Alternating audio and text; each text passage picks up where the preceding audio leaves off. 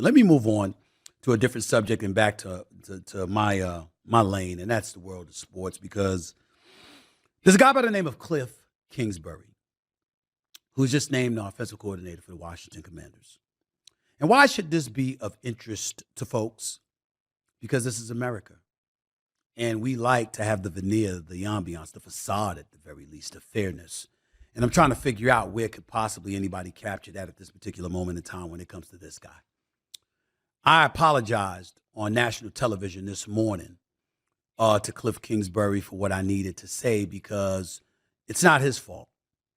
If you're the former head coach at Texas Tech who had a 35-40 record overall in your head coaching stint there, you went 1-2 in bowl games over a 6-year period, you would never be confused as being Nick Saban, Kirby Smart, Dabo Sweeney, Brian Kelly, or anybody else of elite stature for that matter, including Lincoln Riley at USC, and you get offered a head coaching job in the National Football League.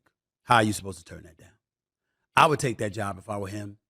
I can't knock him for doing the same. But we have to remember that in 4 years as the Arizona head coach, a job in which he acquired by bypassing countless individuals, black, white, and beyond, who had toiled through the corridors of NFL teams throughout the years, but still were robbed of an opportunity or denied an opportunity to be a head coach. This guy got the head coaching job because he was perceived as being an individual who had a good relationship with Kyler Murray when Kyler Murray was in college. And lo and behold, he gets the head coaching job.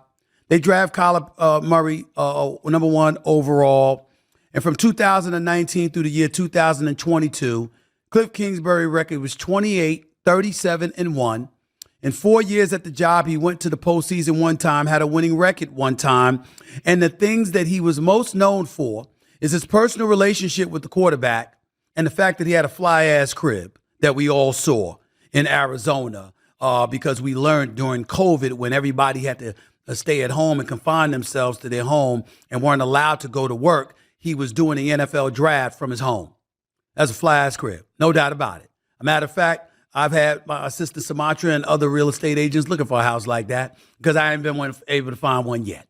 Maybe I got to go out to Arizona and check it out. But if they got coyotes out there, I'm not doing it, but that's beside the point. My point is that Kliff Kingsbury did nothing to get the job and then promptly got the head coaching job in Arizona, improved over a period of time that he didn't deserve the head coaching job to begin with. Well, here he is again, except this time it's not as a head coach, it's as an offensive coordinator.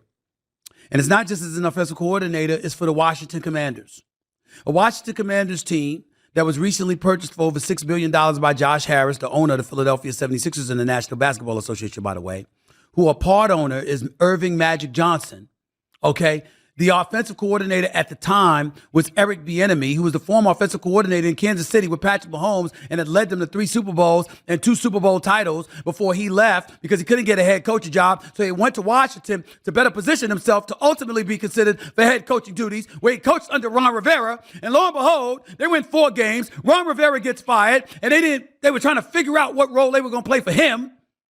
And then they turn around after hiring Dan Quinn, who last we saw was the defensive coordinator in Dallas that did a damn good job until he was getting romped 48-16 with 6 minutes left in a playoff game against the Green Bay Packers with a quarterback in Jordan Love, who was quarterbacking in his first playoff game ever. That Dan Quinn. And now here he is as a head coach. And he hires Kliff Kingsbury. Kliff Kingsbury. And by the way, ladies and gentlemen, I don't even have a problem with that. Let me tell you where I have the problem.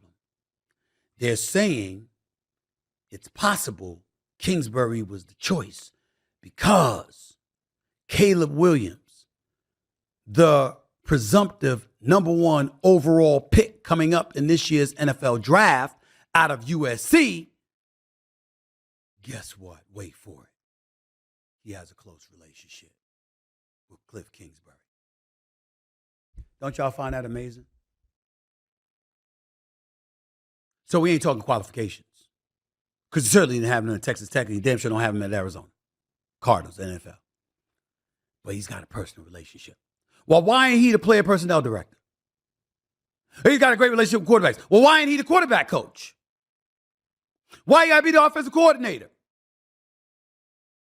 which everybody knows in today's day and age, when you're a head coach, you're getting plucked from the corridors of offensive coordinator or defensive coordinator jobs in the National Football League. So once again, a person that did nothing, looks good, got a boyish smile, got a fly crib with limited credentials. He's the new offensive coordinator for the Washington Commanders, but Eric Bieniemy, who's got 2 Super Bowl titles on his resume, by the way. That Eric Bieniemy, he's out of a job, looking for his next opportunity.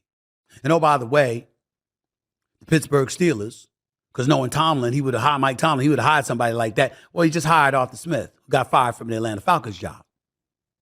So he didn't have that opening. Eric Bieniemy, who coached Patrick Mahomes for the first 5 years, who joined with Andy Reid in calling plays, who Andy Reid vouched for, deserves strong head coaching consideration, deserves to be a head coach in the National Football League. He's out of a job. But Kliff Kingsbury has a job. And we got these young pups like Caleb Williams talking about my dog, my dog. But brothers with qualifications on the outside looking in. Go figure. Go figure.